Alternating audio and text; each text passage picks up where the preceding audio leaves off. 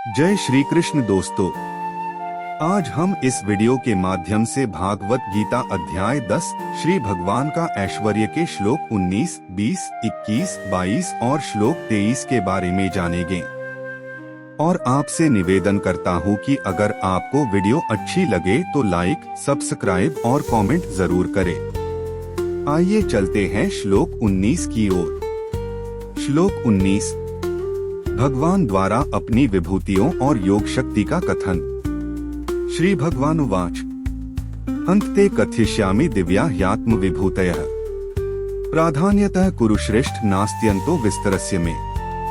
अर्थ, श्री भगवान बोले, हे कुरुश्रेष्ठ, अब मैं जो मेरी दिव्य विभूतियां हैं उनको तेरे लिए प्रधानता से कहूंगा, क्योंकि मेरे विस्तार का अंत नहीं है। व्याख्या। इस श्लोक में भगवान श्री कृष्ण अर्जुन से कहते हैं कि हे कुरुश्रेष्ठ अर्जुन, अब मैं तुम्हें अपनी दिव्य विभूतियों ऐश्वर्य का वर्णन करूंगा। मैं उन्हें संक्षेप में बताऊंगा, क्योंकि मेरी विभूतियों का विस्तार अनंत है, जिसका कोई अंत नहीं है। यहाँ भगवान श्री कृष्ण यह संकेत दे रहे हैं कि वे अर्जुन को अपनी कुछ प्रमुख और महत्वपूर्ण विभूतियों के बारे में बताएंगे, लेकिन यह पूरी तरह से संभव नहीं है कि वे सभी विभूतियों का वर्णन कर सकें, क्योंकि उनकी विभूतियों की कोई सीमा नहीं है। भगवान की विभूतियां अनंत हैं और उनका पूरा विस्तार शब्दों में वर्णित करना असंभव है। इस श्लोक का मुख्य उद्देश्य यह है कि भगवान अपनी असीम शक्तियों और ऐश्वर्य को व्यक्त करना चाहते हैं, ताकि अर्जुन उनके ईश्वरत्व को और अधिक समझ सके। इससे अर्जुन को यह समझ में आता है कि भगवान का स्वरूप कितना व्यापक और अनंत है, और यह कि उनके लिए सभी विभूतियों को जानना संभव नहीं है, लेकिन कुछ महत्वपूर्ण विभूतियों को जानकर भी वे भगवान की महिमा का आभास कर सकते हैं। श्लोक 20 अहमात्मा गुडाकेश सर्वभूताश्च स्थितः अहमादिष्ट मध्यं च भूतानामन्त एव च। अर्थ, हे अर्जुन, मैं सब भूतों के हृदय में स्थित सबका आत्मा हूँ तथा संपूर्ण भूतों का आदि, मध्य और अंत भी मैं ही हूँ। व्याख्या। इस श्लोक में श्री कृष्ण अपने दिव्य स्वरूप का वर्णन कर रहे हैं।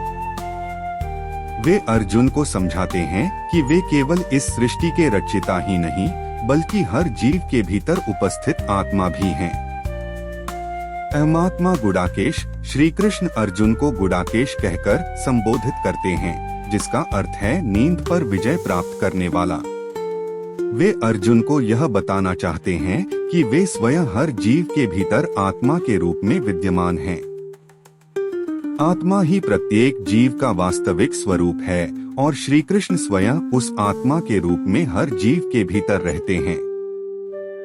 सर्वभूताश्च स्थितः, श्री कृष्ण कहते हैं कि वे सभी प्राणियों के हृदय में स्थित हैं।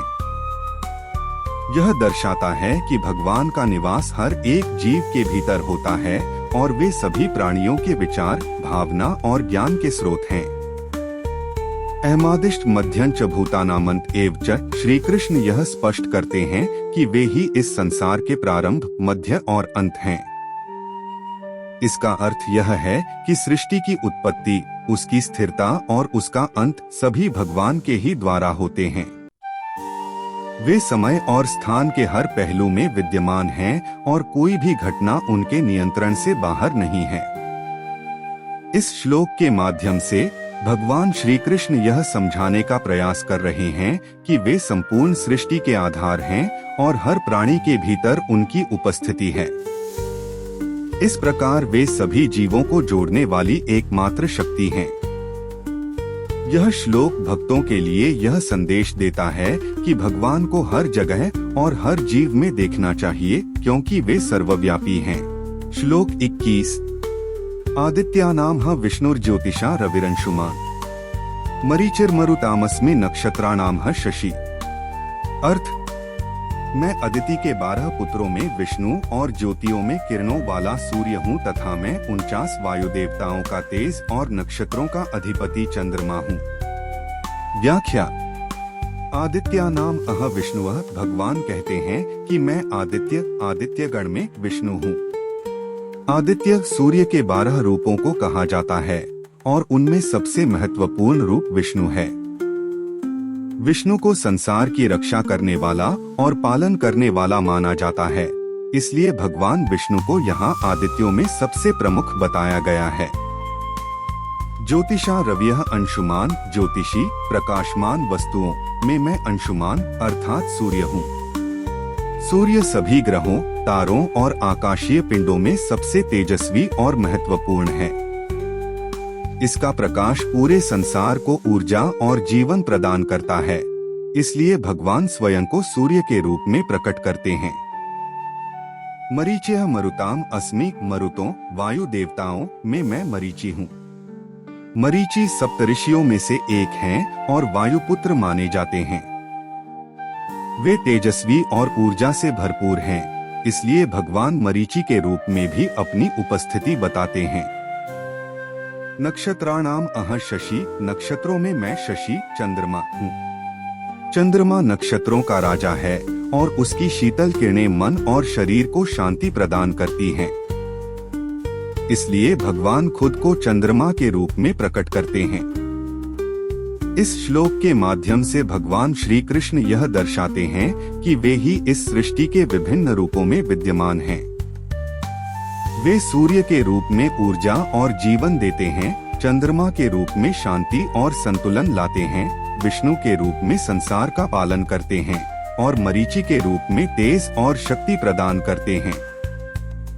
इस प्रकार वे संपूर्ण ब्रह्मांड के प्रत्येक अंश में विराजमान हैं और इसे संचालित करते हैं।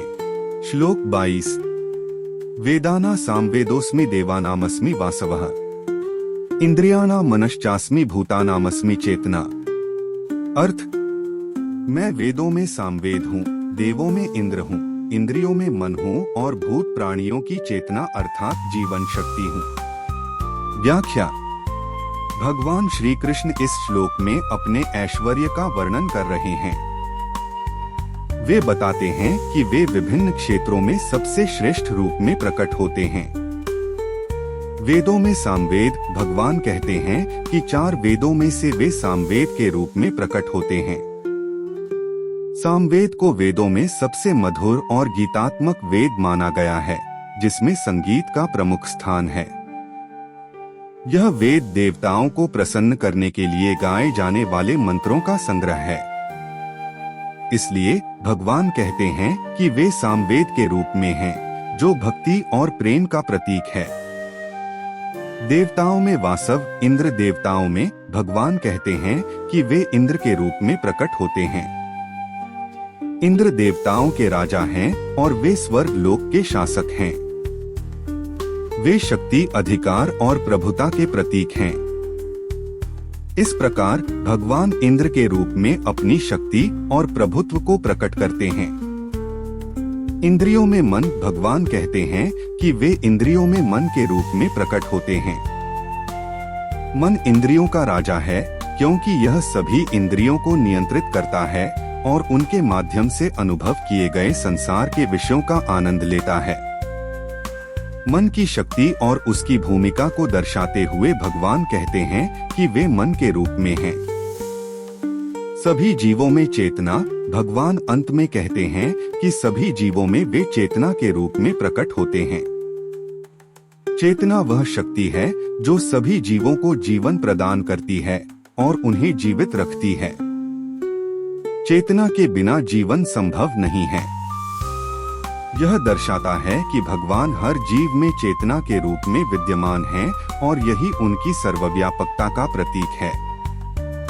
इस श्लोक के माध्यम से भगवान श्री कृष्ण हमें यह समझाना चाहते हैं कि वे संसार के हर श्रेष्ठतम रूप में विद्यमान हैं और उनका ऐश्वर्य हर जगह प्रकट होता है।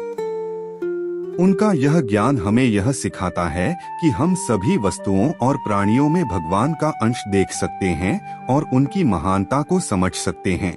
श्लोक 23।